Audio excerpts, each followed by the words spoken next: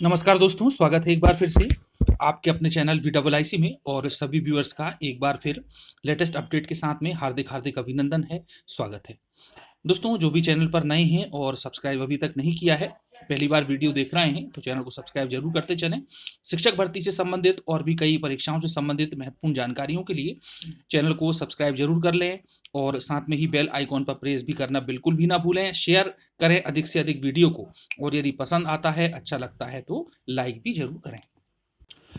दोस्तों, वर्ग 1 और 2 की भर्ती के बाद में नियुक्ति की प्रक्रिया के लगभग अंतिम चरण होने के साथ ही अब जो भी अभ्यर्थी हैं वो तैयारी कर रहे हैं शिक्षक भर्ती परीक्षा वर्ग 3 की, जो कि व्यावसायिक परीक्षा मंडल यानी कि पीवी के द्वारा, प्रोफेशनल एग्जामिनेशन बोर्ड के द्वारा 5 मार्च को लिया जाना प्रस्तावित है।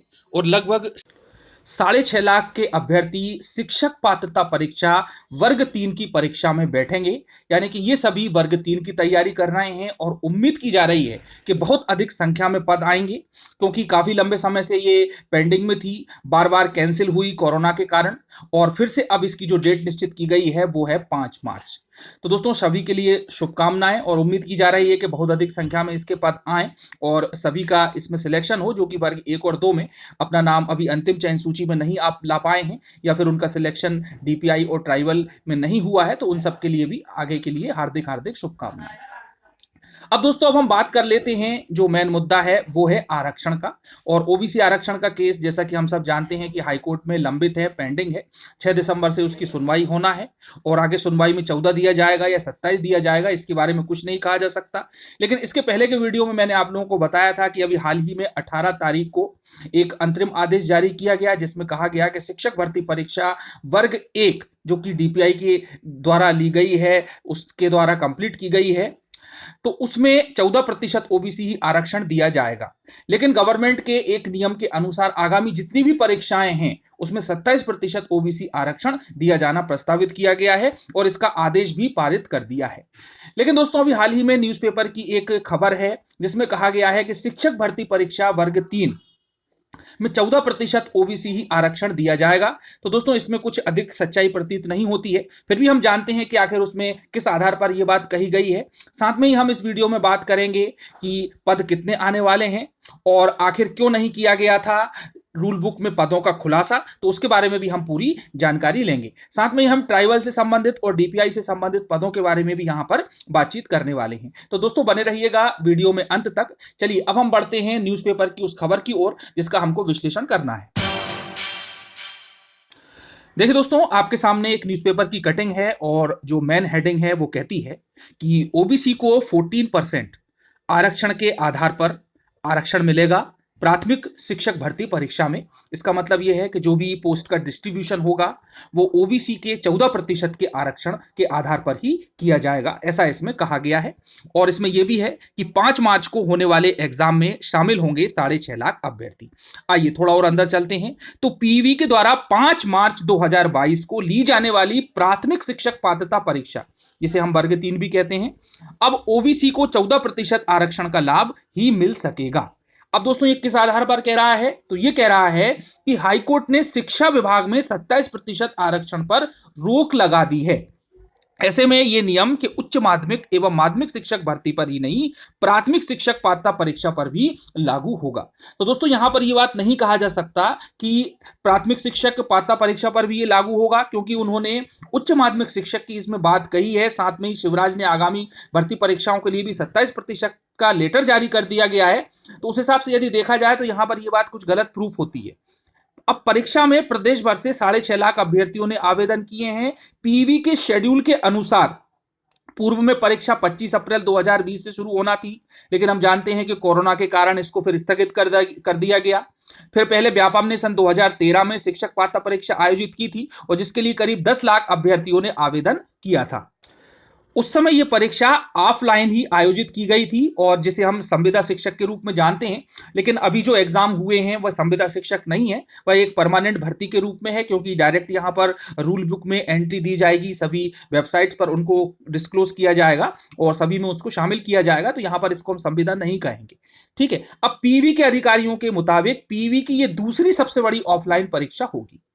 उच्च माध्यमिक में पीवी को 2.5 लाख और माध्यमिक शिक्षक में करीब 3.5 लाख आवेदन प्राप्त हुए थे।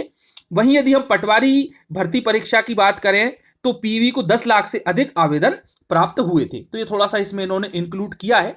अब चलिए थोड़ा सा और इसके हम आगे चलते हैं। तो ये कहते हैं कि पीवी को परीक्षा के लिए 6,25,000 आवेदन प्राप्त हुए, जिसमें 15% आवेदन अन्य राज्यों से है, यानी कि लगभग 90,000 के आसपास तो बाहर के ही हो गए। ज्ञात हो कि आरटी एक्ट के तहत प्राइवेट स्कूल एवं अनुकंपा नियुक्ति वालों को भी ये परीक्षा पास करना अनिवार्य है। शिक्षा विभाग के अधिकारी अब इसके संबंध में क्या कहते हैं तो वो भी आप सुन लें। उनका कहना है कि ये मात्र एक एलिजिबिलिटी टेस्ट है और रूल बुक के हिसाब से देखें तो उनकी बातें सही प्रतीत होती है, क्योंकि इसकी जो एलिजिबिलिटी है वो 2 साल के लिए है। लेकिन दोस्तों आपको इसमें मार्क्स तो अच्छे लाना ही होंगे, क्योंकि इसके बाद में शिक्षा विभाग यानी कि डीपीआई और ट्राइबल डिपार्टमेंट और अन्य प्राइवेट विद्यालय भी अपनी भर्ती को निकालेंगे, अपनी रिक्तियों को निकालेंगे, डिस्क्लोज करेंगे और उसके हिसाब से जिसके मार्क्स भी अच्छे होंगे सब्जेक्ट वाइज, कैटेगरी वाइज, तो उनको वहां पर लिया जाएगा। तो निश्चित रूप से दोस्तों आपको यहां पर प्रयास तो पूरे करना होंगे और हम लोग सब लोग मिलकर के कोशिश ये भी करेंगे कि गवर्नमेंट जल्द से जल्द पदों को डिस्क्लोज करे और मेरिट के हिसाब से यहां पर नियुक्ति प्रदान करे। अब 7 साल से कर रहे परीक्षा का इंतजार। तो संविदा शिक्षक भर्ती के लिए 2005 से परीक्षा शुरू हुई थी। इसके पहले सीधी भर्ती होती थी। सन 2001 में सीधी भर्ती में 36,000 पद भरे थे। 2003 में 40,000 पदों पर भर्ती। 2005 में 25,000 पदों के लिए संविदा शिक्षक भर्ती परीक्षा पहली बार आयोजित की गई थी। परिणाम के बाद में 2006-07 में भर्ती हुई।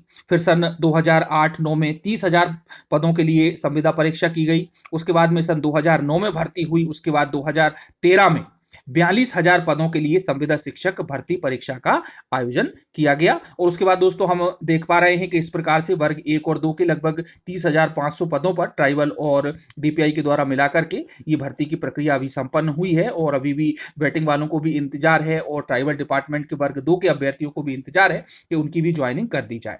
तो दोस्तों ये तो हुई स्थिति कि ओबीसी आरक्षण कितना दिया जाएगा, लेकिन यहाँ पर अभी ये स्पष्ट नहीं है। जब एडवर्टाइजमेंट आएगा तो वहां पर ये स्थिति और भी क्लियर होगी, इसलिए इससे अभी घबराने की जरूरत नहीं है, क्योंकि गवर्नमेंट के द्वारा आगामी जितनी भी भर्ती परीक्षाएं होंगी उसमें 27% ओबीसी के आरक्षण देने की बात कही गई है। साथ में ही कोर्ट ने भी अभी फाइनल डिसीजन अपना नहीं दिया है, तो इसके बारे में हम कुछ नहीं कह सकते। चलिए अब हम बात करते हैं दोस्तों दूसरी न्यूज की ओर कि आखिर रूल बुक में क्यों नहीं किया गया खुलासा वर्ग 3 के पदों का। तो दोस्तों पदों के खुलासे के संबंध में यदि हम बात करें तो अधिकारियों से जो बात हुई है उनके अनुसार वो ये कहते हैं कि इस बार आदिम जाति कल्याण विभाग, स्कूल शिक्षा विभाग यानी कि डीपीआई एवं प्राइवेट स्कूल अपने अपने स्तर पर शिक्षकों के रिक्त पदों की भर्ती करेंगे और यही कारण है कि विभाग द्वारा पीवी के अभी पदों की संख्या नहीं बताई गई है। भर्ती के समय ही पदों की संख्या निर्धारित की जाएगी। और दोस्तों जैसा कि हम सब जानते हैं कि पद वृद्धि के जो आंदोलन चल रहे हैं वह इस भर्ती में भी काम आएंगे और जो अगली भर्ती होगी वर्ग 3 उनके लिए भी काफी कुछ सकारात्मकता उसमें दिखाई देगी।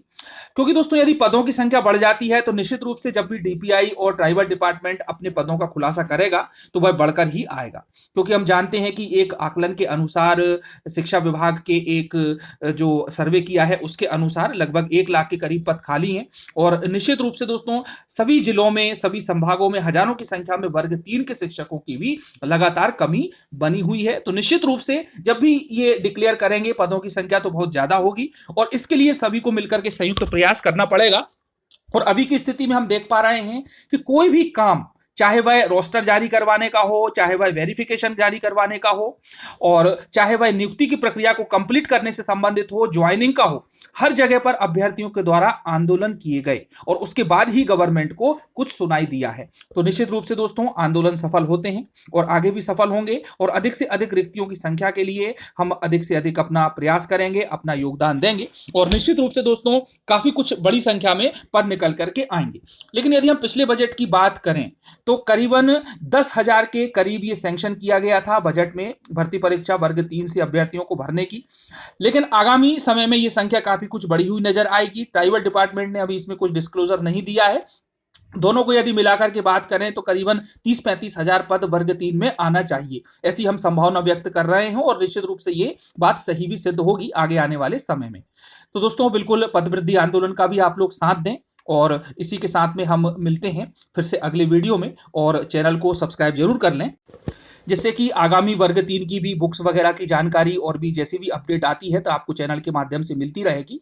और साथ में ही दोस्तों उन सभी को शुभकामनाएँ आगे के लिए, जो कि शिक्षक भर्ती परीक्षा वर्ग 1 और 2 में सिलेक्शन होने से रह गए हैं कुछ मार्क्स की वजह से, तो पद वृद्धि में उनको भी अधिक फ़ायदा होगा और साथ में ही वर्ग 3 का यदि पदों की संख्या में वृद्धि होती है, तो निश्चित रूप से दोस्तों उनकी भी जल्दी ही नियुक्ति हो जाएगी। तो इन्हीं शुभकामनाओं के साथ में मिलते हैं अगले वीडियो में। धन्यवाद। जय